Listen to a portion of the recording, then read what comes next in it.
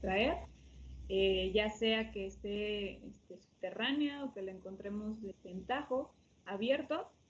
Si conviene o no, pues dependerá de la ley de corte crítica que se calcule en función también de los costos de minado, los costos de procesamiento, cuánto cuesta también el metal que vamos a vender a partir del mineral en el mercado. Y una vez que dicen, bueno, ya estamos en la parte en la cual extrajimos el mineral de la montaña o de los socavones, de donde quiera que hayamos emprendido ya las operaciones mineras, ahora viene ya una parte un poco más metalúrgica, por así decirlo, porque aquí ya vienen procesos que tienen que llevarse a cabo con el fin de mejorar posteriormente lo que nosotros vamos a extraer como metal.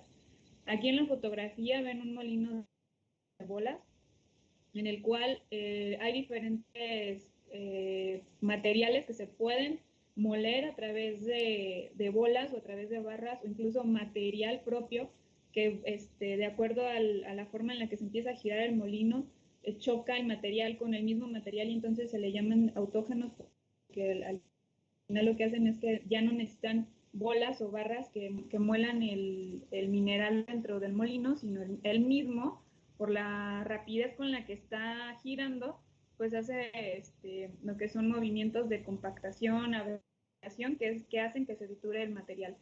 ¿Qué es lo que vamos a ver en este subtema de trituración y molienda? Los equipos, los principios bajo los cuales se hacen estas dos operaciones de trituración y molienda, y ¿qué tiene que ver con la forma en la que extrajimos el material, ¿no? O sea, ¿por qué lo hacemos? ¿Alguno de ustedes había escuchado estos conceptos previamente? ¿Saben de qué estoy hablando? ¿Son iguales? ¿Triturar y moler? ¿Alguien ha trabajado en algún molino de los que hacen tortillas, cosas así? Que les llaman Yo, esos molinos, ¿no? ¿Manda? yo antes trabajaba con molino, pero era para hacer chilate. Entonces, para moler el cacao y así, Ajá. un molino. Pero ¿Y no qué sé, ¿mandé? utilizaban para molerlo? Pues era una máquina, era un molino de mano que teníamos, o sea, literal ya nada más, no es no era de mano, era nada más echaba el cacao y ya, y al final pues lo tenía que echar como varias veces porque no molía como completamente polvo, sino que nada más lo hacía primero como por trocitos y así, y ya cada vez que lo iba pasando una vez más, pues ya se iba haciendo cada vez más fino. Exacto.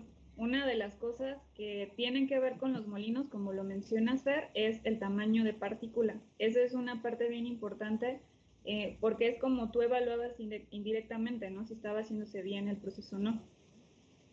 Dime, Gabriel. Pero eso se puede ajustar, ¿no? Porque mi mamá igual tiene como un molino de mano y como con un tornillo tensor va como ajustando dos piedras que giran y que es lo que va moliendo. Me imagino que para eso sería como el tamaño de la partícula, ¿no? ¿Cómo le evalúa a tu mamá? ¿Visual, la pesa, la mide? Yo creo que sí es como visual al tanteo. ¿Y cómo sabe o cómo ajusta los parámetros? Tiene como una especie de tornillo que va regulando la distancia que hay entre las dos como piedras que muelen. Uh-huh. Y pues Ok. Si no sale el tamaño que espera, ¿qué hace? lo ajusta, ya sea que lo apriete más o lo afloje. Así como lo acaba de mencionar, esos, por ejemplo, son movimientos.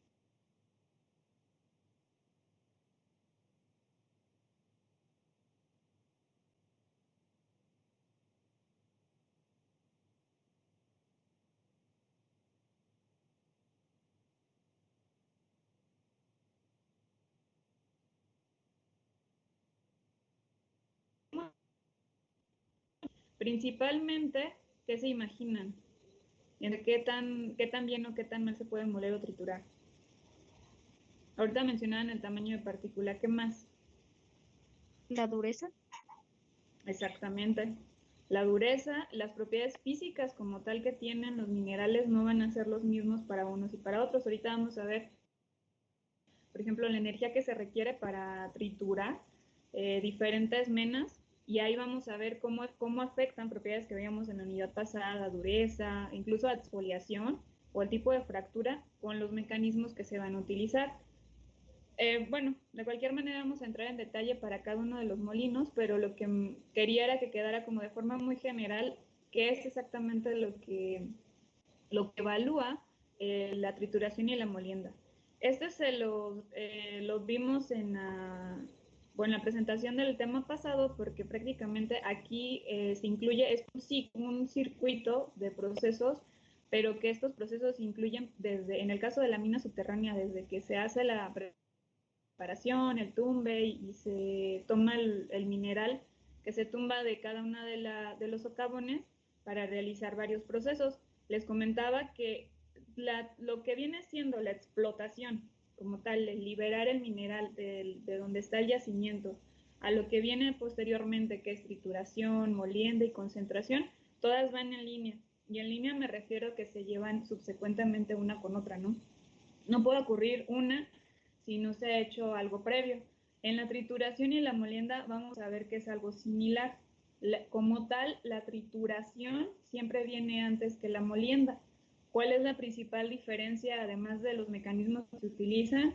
Que en la trituración estamos hablando de partículas muy grandes, que pueden ser de hasta 1 metro de tamaño, de diámetro, que van a ser reducidas hasta, por ejemplo, de 10 a 100 milímetros, pero estamos hablando siempre ahorita lo vamos a ver, de hecho, en un video para que vean el tamaño de las rocas que se extraen, porque cuando se tumba el material, pues puede haber dos, que ahí como dentro de la mina ya está la trituración, porque recuerden que tienen que mover ese material, entonces para poder facilitar su manejo puede hacerse previamente la trituración, o en el caso de las minas abiertas, que se hace en la parte de fuera, ¿no?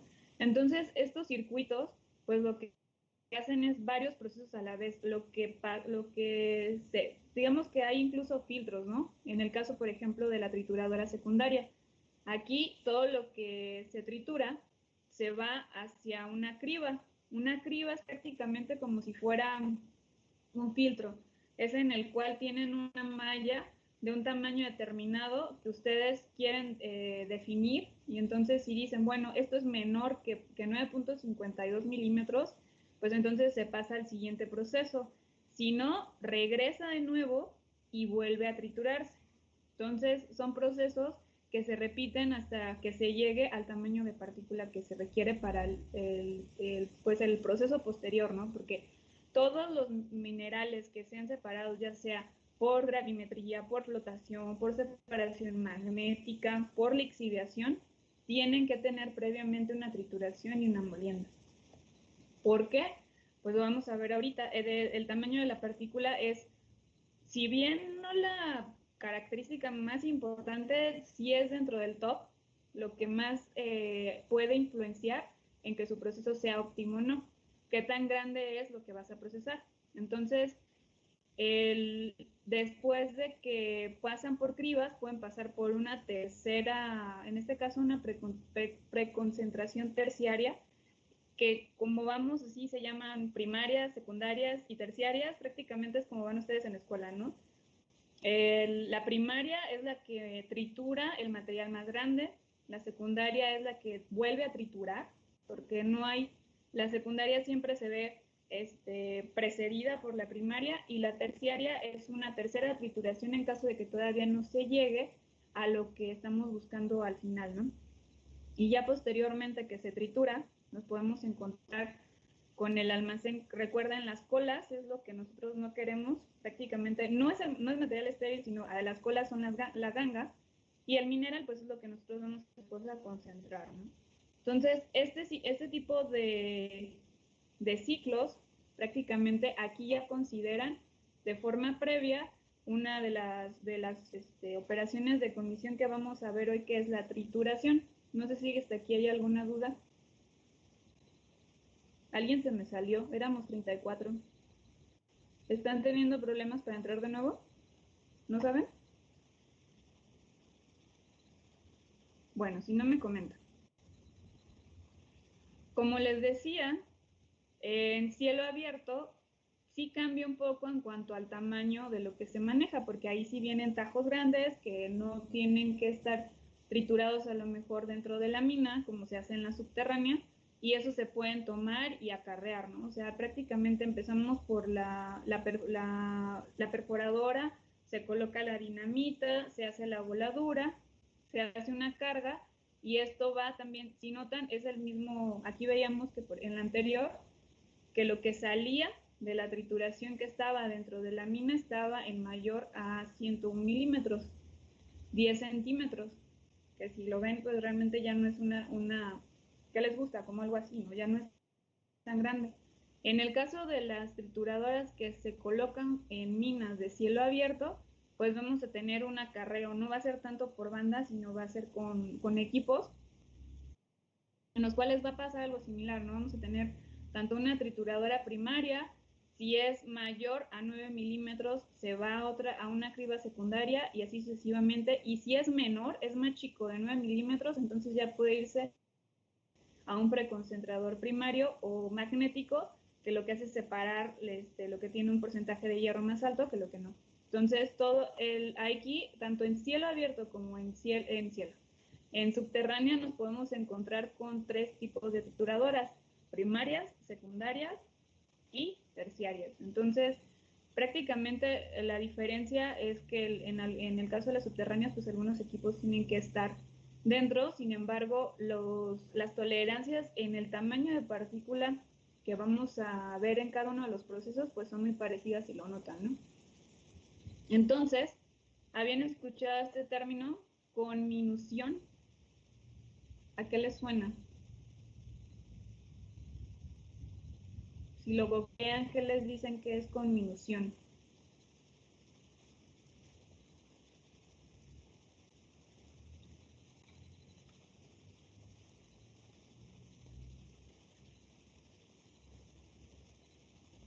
¿Siguen ahí, chicos? Sí, profa. Sí, profe, le estoy buscando. Profe, ¿Están googleando? Ok. ¿Qué es dice conminución? Ajá. que es la etapa del procesamiento de minerales con mayor consumo de energía en la industria minera. Y dice que puede representar más del 50% de la energía total utilizada en una mina. Así es, la conminución cubre las dos, cubre la trituración y la molienda. Es decir, ahí no vamos a hacer procesos de separación de partículas, digamos que de forma indirecta, sí, a través de las cribas que les comentaba, pero el objetivo principal de la conminución es reducir tamaño. Pero acompañado a esa reducción de tamaño, pues nos vamos a ver otros beneficios importantes. ¿Por qué? Lo principal por lo que estamos triturando y moliendo posteriormente los minerales es porque queremos liberarlos. La forma más adecuada de liberarlos es quitarle la ganga que nosotros no necesitamos a la mena y entonces hacerlo más pequeño, porque así los procesos posteriores son más fáciles de llevar a cabo. Si estamos en una mina subterránea, pues el manejo del mineral es muchísimo más fácil si hacemos la partícula más pequeña, no necesitamos bandas de una capacidad tan grande en peso, vamos a tener incluso menos accidentes si hacemos la reducción. Y el manejo en general es muchísimo más fácil, ¿no? O sea, no necesitan los equipos grandotes o montacargas grandísimos para poder manejar el material, siempre y cuando esté ya en un tamaño mucho más manejable, ¿no? Como menciona Esmeralda, el punto más importante de la conminución es que, a pesar de que es algo que sí o sí se tiene que hacer, tiene una implicación en la energía muy grande, porque prácticamente toma en cuenta el 50% de lo que se gasta en lo que es procesamiento de minerales, y que en realidad es una cadena mucho más larga, desde la explotación, desde lo que estamos viendo, trituración y molienda, y lo posterior, que son ya actividades de concentración. Todo eso, el 50% se lo lleva en la trituración y la molienda por diferentes aspectos. Primero, por la energía que se requieren que los equipos tengan para poder hacer una reducción, como les decía, de, de minerales o de rocas tan grandes como de 1 metro, hasta encontrarlas en 100 micras, por ejemplo, en un tamaño que, aunque ustedes sí ven, pues ya estamos hablando prácticamente como si fuera polvo, ¿no? Entonces, todo esto requiere una energía muy grande, y a medida que trituramos más y molemos más energía se tiene que implementar. Por eso es bien importante el diseño de los equipos para que sean eficientes, y aunque ya se sabe que se va a gastar bastante, pues que se gaste lo menos posible, ¿no? Si no hacemos la trituración y la molienda, como les decía hace un momento, no podemos hacer nada más de lo que viene más adelante, que es lixiviación, que es flotación, que son procesos que requieren que la partícula sea pequeña, para que ahora sí se pueda separar de una buena vez ese famoso metal que nosotros queremos aprovechar o beneficiar de la ganga que no nos interesa. E incluso hay gente que dice, bueno, la verdad, yo no me dedico a los metales, yo no quiero extraer cobre, yo no quiero extraer hierro, entonces yo voy a empezar a extraer roca o los famosos bancos de roca que les preguntaba en la infografía, y lo único que hacen es triturar y moler para tener un tamaño de partícula que ya se pueda utilizar, por ejemplo, en la construcción, ¿no? O que vayan a utilizar para hacer caminos o para hacer otras actividades que no son metalúrgicas como tal, pero que les facilitan ya la venta y el manejo de lo que están ellos extrayendo, ¿no? Entonces, en realidad, aunque el principal objetivo como tal es poder enfocarnos en que se haga el proceso posterior, pues esta conminución, esta reducción de tamaño viene acompañada de todos estos beneficios, ¿no? Por eso sí o sí se tienen que hacer, como les decía. No van a encontrarse una sola, por ejemplo, planta de beneficio de materiales que no tenga tanto trituración como molienda. ¿Qué es complicado separar, o no tanto separar, sino moler y triturar? Se dice que entre los minerales de mayor consumo energético se encuentran los que contienen las menas de cobre, en 3.6 por 10 a la 9 kilowatts hora. Entonces, es prácticamente lo más difícil en separar y en triturar y en poder procesar posteriormente. Después, se dice que todo lo que es las minas, perdón, las menas de hierro, las menas de fosfatos, las arcillas y las menas de titanio. Y bueno, ya ellas se vienen desprendiendo, pero prácticamente estos son las 5 menas que más consumen energía en el momento de la trituración. Nosotros nos vamos a concentrar bastante en las menas de hierro, que son de las que más vamos a hablar, y de los procesos que también están más extendidos, ¿no? Porque es algo también en lo que México es líder, y entonces prácticamente, si recuerdan el video que veíamos que la semana pasada de la mina en Chile, pues era toda una instalación, ¿no? El hecho también de que tanta inversión esté dedicada en eso es precisamente porque pues es un metal de bastante demanda, sin embargo también requiere mucho proceso previo debido no tiene tanta facilidad para la separación, ¿no? Entonces, esto hablando solamente de la parte granulométrica, ya sin hablar ya de lo que vamos a ver después de otras características, ¿no? Aquí solamente el tamaño de la partícula. Y entonces, ¿cómo podemos separar las partículas? O sea, ¿a qué se refiere como tal lo que ocurre, la física de la trituración y de la molienda? Pues parte primero de que existen 3 formas en las cuales podemos nosotros triturar o moler partículas. La primera es por el impacto. El impacto, ya sea de la altura, al momento de estar cayendo, esa fuerza, esa energía que lleva ahí cinética ayuda a que también ocurra un impacto y la partícula empiece a romperse en pedacitos, ¿no? Entonces, ese es uno de los primeros principios que se utilizan para los equipos de trituración y molienda.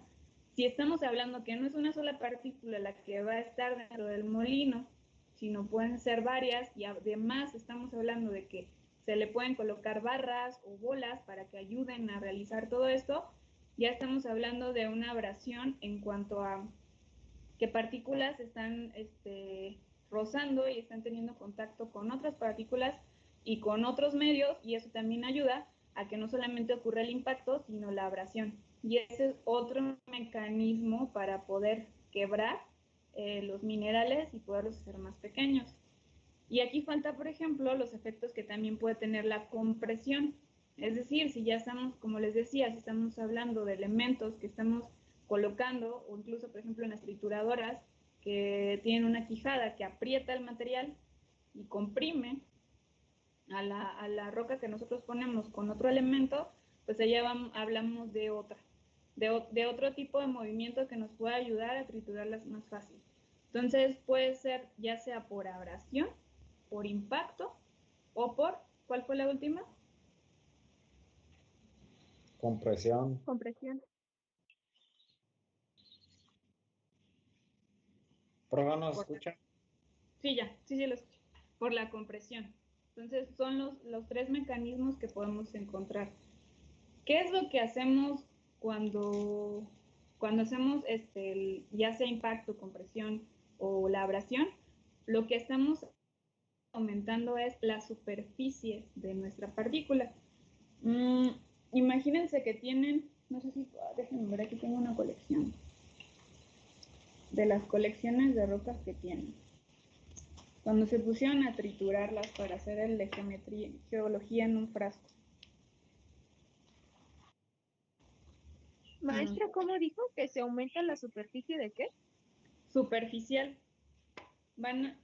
Una de las cosas que se llevan a cabo a través de la fractura de los minerales es el incremento en la superficie superficial o periférica.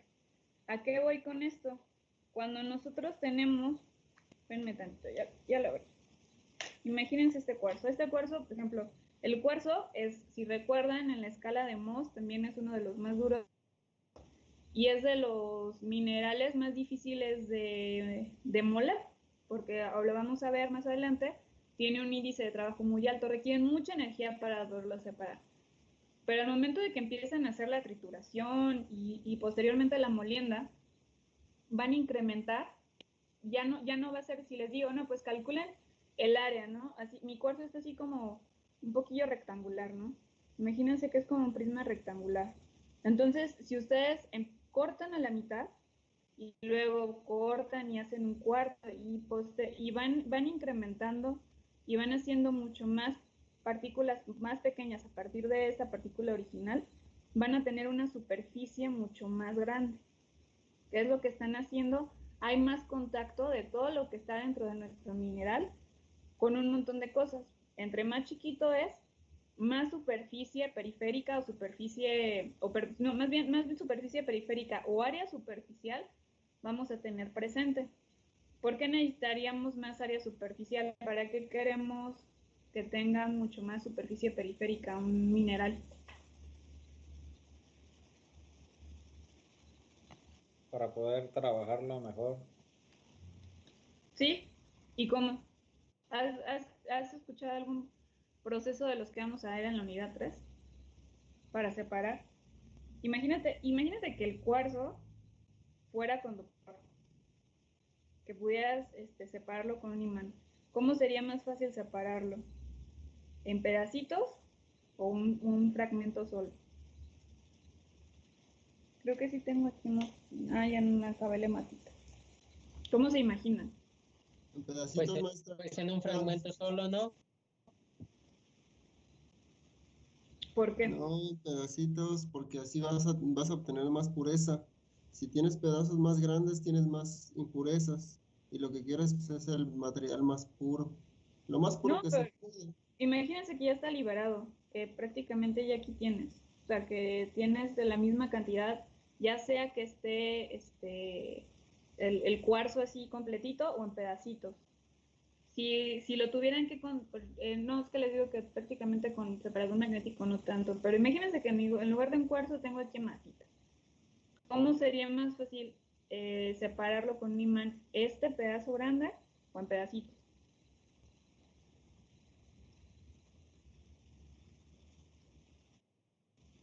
Anímate, Jorge. Pues ya me confundió, maestra. Sí, o sea, sí, Profa. en pedacitos, ¿por qué? Porque, por ejemplo, nosotros hemos experimentado con una moneda y un imán y luego con otro pedacito de imán más chiquito.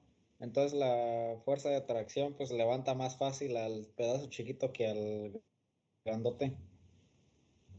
Y hay que estar modificando entonces La masa del... la masa, exactamente. No es lo mismo a que tengan, a pesar de que digamos que esto si lo trituran y les digo, no lo tiren, háganlo en un mortero para que no se les escape, pues prácticamente tienen lo mismo, ¿no? Sin embargo, como está repartido en pedacitos, para el imán va a ser más fácil porque va a ser menos material el que va a estar moviendo al mismo tiempo, ¿no? No sé si queda claro eso, o sea, es mucho más fácil trasladarlo, ya sea, ahí les estoy hablando de un campo magnético, ¿no? Que agarre las partículas pequeñitas y las atraiga y las separe, a que tome un pedazo o un fragmento grande y que trate de hacerlo, ¿no? ¿Sí queda claro? ¿O uso otro ejemplo? No, sí está claro, maestra.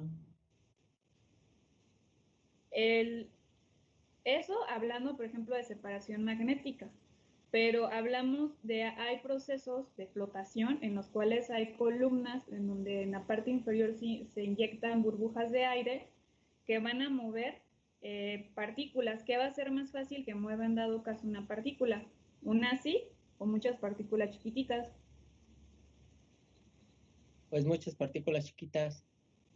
Exactamente, y ahí es bien importante que tenga el suficiente tamaño como para que se puedan trasladar. Ojo, también a veces hay conceptos, por ejemplo, como la sobremolienda, que es cuando trituran y posteriormente muelen el material, pero lo muelen en ya, digamos que queda como talco, y también estar muy pequeñito puede hacer que sea más difícil su traslado, ¿no? Porque ahora se les va a estar perdiendo fácilmente, ¿no? Si está como talco, pues al momento de trasladarlo se puede caer, incluso con el aire se puede empezar a remover y entonces va a ser mucho más difícil. No es simplemente triturar y moler hasta que quede prácticamente polvo, es al tamaño de las partículas que se requiere para su proceso posterior. También hay otro proceso que vamos a ver en la unidad 3, que es el de gravimetría. Y en gravimetría es bien importante el tamaño de la partícula porque ahí ya lo hacemos por diferencia de densidades. Los que se pueden quedarse como segregados en la parte inferior o los que flotan, y así puede separarse la mena bueno, más bien la ganga de nuestra mena para poder hacer el proceso más eficiente, ¿no? Entonces, necesitamos un área superficial alta. Necesitamos hacer en pequeños trozos todos los minerales que encontramos. Pero ¿cuál es el problema? ¿Qué tanto se requiere de energía como para poderlo triturar? ¿Mucha o poquita? Entre más ¿cómo dicen? No, tatemado, no. En más, pues molido, digámoslo así. ¿Qué es lo que van a necesitar para llegar a tamaños más pequeños? Mayor cantidad de energía se va a requerir para eso. Exactamente. Entonces, a medida que la energía va a incrementar, como viene aquí en la imagen del lado izquierdo, el tamaño de la partícula, a medida que es menor, va a incrementar el consumo de energía. Por eso sale tan caro triturar y moler en las empresas que se dedican a todo lo que es los procesos de minería como tal, porque requieren más a ver qué me están haciendo, ok, bueno, requieren más energía a medida que van a ser más pequeña la partícula. Cuando estamos hablando de trituración, todavía estamos hablando de rocas de 1 metro que llegamos a entre 10 y 100 centímetros, ¿no? O sea, todavía no hablamos de un tamaño de partícula tan pequeño, pero cuando ya llegamos a, por ejemplo, a la molienda, donde ya estamos hablando de micras, entonces la energía que se requiere para poderlo triturar o moler después va a tener que incrementar. Para evitar tener un maquinón que sea el que se dedique a hacer absolutamente todo, que en realidad no existe, pero si alguien dijera, no, ¿sabes qué? Yo voy a armar un equipo que triture y muela, el problema es que va a requerir muchísima energía para poder hacer las dos funciones. Entonces, ¿qué es lo que se hace? Así como les mostraba en la diapositiva del principio, separan. Por eso existe la trituración primaria, la secundaria, la terciaria, y también la molienda primaria y secundaria, porque lo que hacen es que, bueno, no voy a invertir toda esa energía en un solo equipo para que además sean maquinones y además el mantenimiento que requeriría, porque si me falla un equipo y es el único que me hace todo, pues ya me quedo, ¿no? Parada y hasta que no venga el técnico y lo repare de nuevo. Entonces, tener varios equipos ayuda a que haya un mejor control en el tamaño de la partícula y a que en cada uno de ellos no haya tanta inversión en cuanto a la energía, porque sí lo vamos a ver y todos los procesos metalúrgicos siempre lo que es energía, ya sea eléctrica, la mayoría del tiempo, porque son equipos que se conectan, que operan con motores. Y luego si hablamos de fusión, por ejemplo, todo lo que los hornos que funden chatarra requieren energía y son siempre la energía, como sea que se suministre, es el consumo más alto en todos los procesos de fabricación de metales sobre todo. Entonces, como les decía, pues no todas las partículas son iguales. No es lo mismo que yo les diga, vamos a triturar un cuarzo, vamos a triturar, por ejemplo, ¿cuáles veíamos? El talco, ¿no? ¿Se acuerdan? Que estaba así suavecito, o una mica. Todos los que estaban en la escala de Mohs en la parte más baja no va a ser lo mismo a los que son muy duros y que entonces nos va a costar bastante trabajo. Eso ya lo calculé en su momento 3 personas diferentes, pero el más famoso es Bond. Tanto Rittinger, Kick y Bond se pusieron a investigar y dijeron, bueno, ¿cuánto nos cuesta o qué tanta energía requerimos para triturarlo? En función, y triturarlo y aquí sobre todo molerlo. Entonces dijeron, bueno, yo sé que la diferencial de la energía, qué tanta energía puedo consumir, va a depender mucho de lo que yo estoy triturando, de la mena que voy a triturar, y también depende mucho del área superficial que yo requiero para qué es lo que estaba controlando prácticamente. Mi energía depende de qué tan chica quiero la partícula que voy a triturar y también qué partícula estoy triturando. Entonces, cada uno de ellos obtuvo un valor de n que era prácticamente como la constante de reducción, dependiendo de qué era lo que se estaba triturando. Rittinger obtuvo un valor de -2, pero aquí estamos hablando de partículas gruesas, que es lo que estamos hablando probablemente de la trituración primaria, en donde estamos hablando de rocas muy grandes que todavía van a seguir siendo magnitudes de centímetros, ¿no? Después Kick habló de las partículas finas. A lo mejor ahí podemos estar hablando de trituraciones secundarias o terciarias en las cuales, pues sí está triturado, pero a lo mejor podemos decir que no está completamente molido. Pero como les decía, el más famoso de todos es Bond, porque Bond tomó un promediazo y digo, yo no me voy a ir ni con las muy finas ni con las muy gruesas. Yo voy a calcular un valor que me ayude a determinar qué tanta energía requiero en función de la mena que estoy moliendo y también del tamaño inicial y del tamaño final para poder calcular sobre todo la energía para poder moler, no importa la cantidad que haya entrado originalmente, hasta 100 micras. Eso es el valor y ese si lo buscan, es uno de los valores más utilizados, es el índice de Bond. Es la energía requerida para poder moler una cantidad aleatoria, digamos, no es una cantidad determinada de partículas hasta 100 micras. En esta tabla que está en la parte superior están precisamente esos índices de Bond. Los kilogramos por kilowatts hora por tonelada requeridos para poder hacer ese proceso de molienda. ¿Qué creen que dar los valores altos? ¿Qué creen que son? Más o menos energía.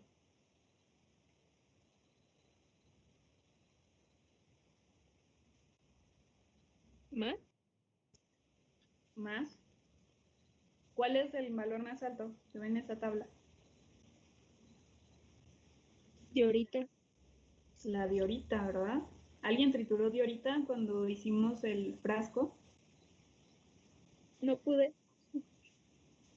Yo le volé un pedacito nada más. Exactamente. Fíjense, ya estábamos haciendo de forma indirecta ya lo del índice de Bond. Se supone que el cuarzo, pues no debe andar tan... Los más altos, por lo general, es la diorita, después le sigue el coque. Vemos, por ejemplo, El oro, la mena de oro es difícil. ¿Por qué es difícil de moler? ¿Porque es dúctil? No, ¿Por su maleabilidad? al contrario. Ah, caray. ¿Sí? ¿Saben en dónde se encuentra el oro normalmente? ¿Acompañando qué? El cuarzo, Los cuarzos. ¿Y los cuarzos son duros? sí, tienen dureza creo como de 7 o algo así. Son muy duros. En la escala de Mohs son de los más duros y siempre van a encontrar los cuarzos acompañando plata y acompañando oro y otros, ¿no? Entonces, si se van a, por ejemplo, a las minas de oro, andan en los más altos también, 14.93 hematita, rutilo. ¿Cuál es el más bajito?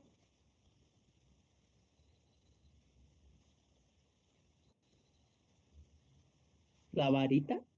La varita. ¿Tenían varita en su colección? Sí. Sí, aquí está. Cierto, aquí la tengo. Maestra, ahorita dijo 14.93. ¿A qué se refería? Esa es la energía requerida para poder triturar esa mena. Ese es el índice de Bond. Sí, aquí tengo una varita. ¿Y sí? Esos son aquí están, no están todas las menas, ojo. Las menas que están aquí son de las más utilizadas en los procesos de extracción. O sea, pueden encontrarse menas que, por ejemplo, no son micas o que no son tan comunes en el procesamiento de minerales, que son, no digo que son como más para ver en los museos, pero digamos que su aplicación industrial no es tan alta, ¿no? La mayoría de estas relaciones se concentran mucho en las menas, perdón, que son pues no más extraíbles, sino las que más aplicaciones tienen en la industria, ¿no? No valdría mucho la pena calcularlo para alguna en la cual no se utilice en alguna aplicación, ¿no? Entonces, todas las que ven aquí tienen una aplicación directa para la extracción de un metal en particular. Entonces, este índice de Bond, este W, va acompañando a esta fórmula que nos dice que la energía requerida para poder moler un mineral y reducirlo hasta 100 micras, depende está una constante que acompaña a este valor que se llama índice de Bond y se multiplica por 1 entre la raíz de P. P es el tamaño de lo que sale. F es el tamaño de lo que entra. El tamaño de alimentación y el tamaño de descarga. Está en P y F porque está en inglés. F es de feeding, que es alimentación, y P es production, que es prácticamente lo que se extrae, ¿no? Y esto también se multiplica, este índice de Bond es para cada uno de los minerales. Y de hecho ustedes van a investigar cómo se calcularon esos, porque hay procedimientos para hacerlo. Pero esto se calcula en función del 80% de lo que pasa. Ustedes cuando trituren una mena y después la muelan, obviamente no van a tener, no sé, haríamos el ejercicio, pero para que se den cuenta, no todas las partículas van a ser exactamente del mismo tamaño. Va a haber partículas que van a ser mucho más pequeñas al momento de entrar y que va a ser mucho más fácil que se realice su trituración y su fractura. ¿O qué pasa? Que necesitamos en circuitos como los que mostraba hace un rato, que si no pasa de, por ejemplo, 9 milímetros, se regresa. Entonces, esas partículas van a estar mucho más pequeñas que las que vienen nuevas, que tienen tamaños mucho más grandes. Entonces, en ese ciclo y en toda la cantidad que se agrega ese flujo másico de partículas, van a tener una distribución en la cual van a tener diferentes tamaños. También eso lo vamos a calcular, pero esta fórmula aplica para el 80% de las partículas que pasan, es decir, toma de la distribución de tamaños todos los que se concentran en el 80% y en función de eso es que se calcula la energía que se requiere. Porque si nos vamos a las partículas más pequeñas, pues el cálculo les diría entonces que van a requerir bastante energía para poder hacer la trituración a las partículas más pequeñas que estamos obteniendo, ¿no? O sea, no sería, el cálculo no sería correcto, no estaría como más sesgado hacia las partículas más pequeñas, y recuerden que entre más pequeña requiere una partícula, más energía tienen que meter al sistema. Dime, Jenny. O sea, sería como el promedio, el tamaño promedio, según lo que entiendo, ¿o no? No tanto el promedio, sino lo que está en los tamaños que están en el 80% del... No sé si han visto, por ejemplo, híjole, no, porque todavía no llevan métodos numéricos, pero hay curvas. La curva que ustedes van a ver cuando... Déjenme se lo digo, para no compartir la pizarra. Cuando ustedes hagan un análisis granulométrico, van a presentarse como una curva de este tipo. Entonces van a tener tamaños diferentes, no van a tener la misma partícula, pero lo que dice la fórmula es que prácticamente lo que esté dentro de ese 80%, que es que les está diciendo como, bueno, todo lo que yo tengo aquí es lo que me va a ayudar para calcular la energía que yo requiero, ¿no? Todo este 20 restante, pues pueden ser o partículas muy pequeñas o partículas mucho, muy grandes, pero yo voy a tomar el 80% de lo que pasa, o ese es mi porcentaje para poder validar esta fórmula. Pero eso se refiere más a la distribución de tamaños. ¿Por qué? Porque les digo, vamos a tener no podemos tomar un promedio porque sí tenemos una variación en las partículas que vamos a obtener. Digo, no todas se van a moler de la misma manera, pero es prácticamente como tomar, digamos que a 80% de las partículas que están pasando de la entrada a la salida de la trituradora, es lo que vamos a calcular su energía para poderlas triturar. O más bien, cuánto requerimos para pasar de un tamaño inicial a un tamaño final. Para que tengan una idea, les voy a mostrar un video. Déjenme compartir para que vean los tamaños de los que les estoy hablando. De todos modos, mañana vamos a ver los tipos de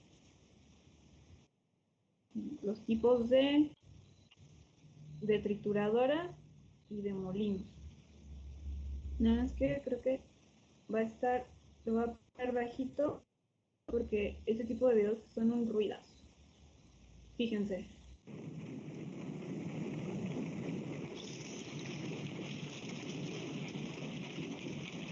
Sí se ve, ¿verdad? Sí, maestra.